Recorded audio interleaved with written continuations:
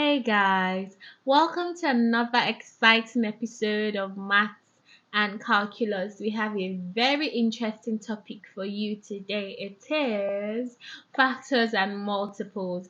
And that is our practice here. Get your book, get your pen, get into a very relaxing spot, and get ready to learn.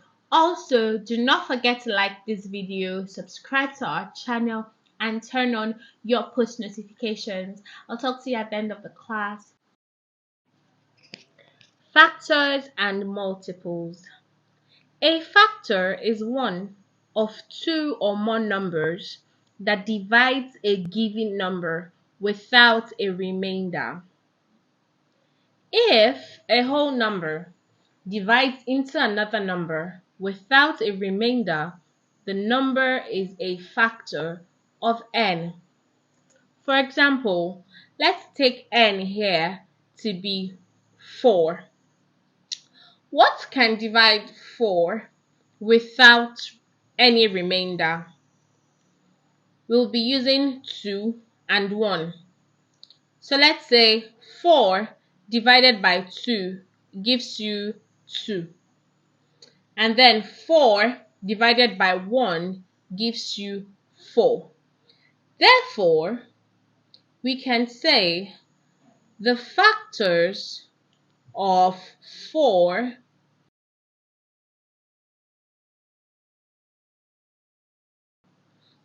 is 1 and 2.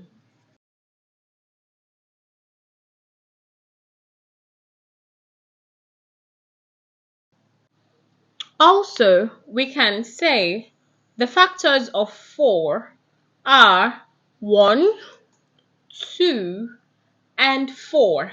This is because these numbers can divide 4 without any remainder. Let's look at the following examples. Example 1. Write 40 as a product of two factors in 8 ways. Write 40 as a product of two factors in 8 ways. This simply means look for two numbers that you can multiply together that will give you 40. So we're looking for two numbers in 8 different ways that we can multiply and will give us 40. First off, we'll start with number 1. 1 times 40 equals 40. Number 2. 2 times 20 equals 40. 3. 4 times 10 equals 40. 4. 5 times 8 equals 40. 5. 8 times 5 equals 40. 6. 10 times 4 equals 40. 7. 20 times 2 equals 40. And 8. 40 times 1 equals 40. So these are the factors that can give us 40 in 8 different ways. The two factors that can give us 40 in 8 different ways. As we can see, 1 times 40 equals 40. 2 times 20 equals 40. 4 times 10 equals 40. 5 times 8 equals 40. 8 times 5 equals 40. 10 times 4 equals 40. 20 times 2 equals 40. And 40 times 10 equals 40. Now let's look at example 2. Find all the factors of the following numbers. So we're going to be looking for the factors of 12, 18, 20, and 24. Let's start with 12. Let's do this together. What are the numbers that can go into 12 without any remainder? Let's start with 1. Can 1 go into 12 without a remainder? Yes. 2. Can 2 go into 12 without a remainder? Yes, it can. So it's a factor. Let's look at 3. Can 3 go into 12 without a remainder? Yes, it can. Let's look at number 4. Can 4 go into 12 without a remainder? Yes, it can. So it's a factor. Let's look at 5.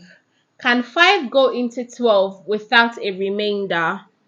No, because 5 into 12 would give you 2, remaining 2. So it is not a factor of 12. Can 6 go into 12 without a remainder? Yes, it can. Can 7 go into 12 without a remainder? No. Can 8 go into 12 without a remainder? No. Can 9 go into 12 without a remainder? No. Can 10 go into 12 without a remainder? No. Can 11 go into 12 without a remainder? No. Now, can 12 go into 12 without a remainder? The answer is yes. So, these are the factors of 12. We have 1, 2, 3, 4, 6, and 12 itself. Let's move on to B, which is 18. We're looking for the factors of 18. Same process. Can 1 go into 18? The answer is yes. Can 2 go into 18? Yes, it can. 9 times. Can 3 go into 18? Yes, it can. Can 4 go into 18? No, it can't. Because if you check, 4 can go into 18 4 times, remainder 2. So since there's a remainder, it means it cannot be a factor of 18. Now let's look at 5. Can 5 be a factor of 18? The answer is no, it cannot be a factor. Can 6 be a factor of 18? The answer is yes, because it can go into 18 without a remainder. Now, 7. Can 7 go into 18? Can 7 be a factor of 18? No, it cannot. Now, let's check 8. Can 8 be a factor of 18? No, it cannot. Now, 9. Can 9 be a factor of 18? Yes, it can, because it can go into 18 twice without a remainder. Let's look at 10. 10.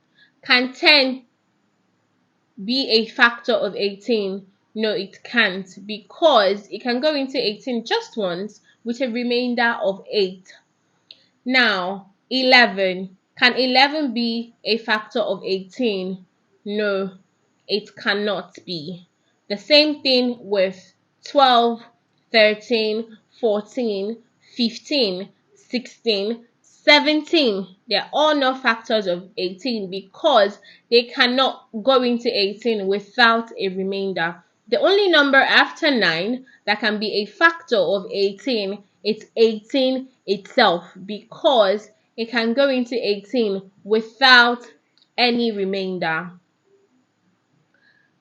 Now, let's look at 20. Factors of 20.